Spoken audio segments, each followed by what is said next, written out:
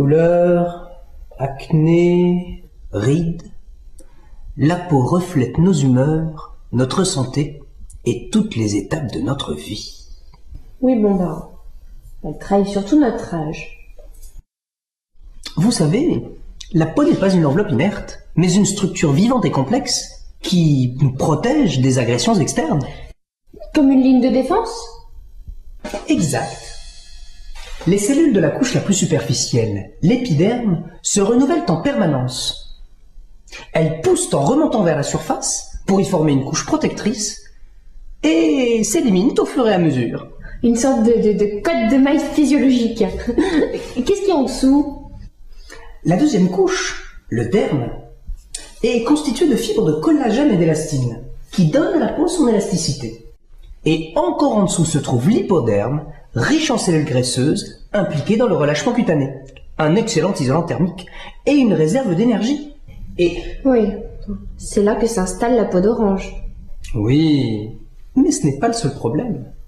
La subtile architecture de la peau subit nombre d'agressions, en particulier celle des UV.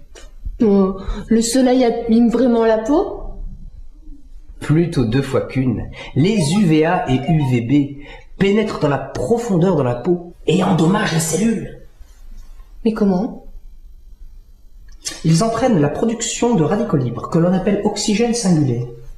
Ils altèrent les fibres de collagène et d'élastine et oxydent les acides gras de la membrane des cellules. Résultat, la peau perd sa souplesse et se ride prématurément. Alors pas de bronzette cet été? Mais si.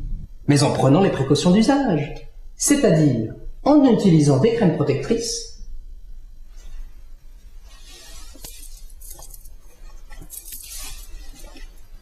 et des lunettes de soleil pour se protéger les yeux. Alors, j'ai pas besoin d'aller passer mes vacances en Angleterre. Vous savez, il n'y a pas que le soleil qui agresse la peau. Il y a aussi la pollution et le stress. Et l'alcool. Et le tabac. Et le temps qui passe. Avec le temps, va tous. Exact. Et ces mêmes phénomènes aboutissent aussi à la création de radicaux libres. Mais les cellules de la peau se défendent. Bien sûr. Elles se défendent en mobilisant les antioxydants disponibles. Si je comprends bien, il ne s'agit pas seulement de penser produits de beauté, mais aussi alimentation. Bingo! Une belle peau est une peau bien nourrie à l'intérieur comme à l'extérieur. Il faut penser cosmétique, mais aussi alimentation et supplémentation. Pourquoi supplémentation? Parce qu'une bonne alimentation est nécessaire, mais ne suffit pas à lutter contre l'effet des radicaux libres, qui agressent les cellules de la peau, augmentant le vieillissement cutané.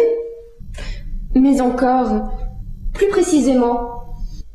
Prenons par exemple les acides gras essentiels, indispensables à la fluidité des membranes des cellules.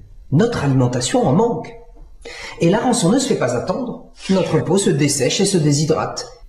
Vous voulez dire que notre alimentation ne nous apporte pas tout ce dont nous avons besoin? Oui. Et pas seulement les acides gras essentiels. La plupart des personnes manquent aussi d'antioxydants, et souvent de zinc, très important pour la cohésion des cellules de la peau. Votre conseil? Pour éviter les petites rides et améliorer la qualité de la peau, un complexe à base d'acides gras essentiels, de zinc et de vitamines antioxydantes s'impose. Un complément spécial belle peau.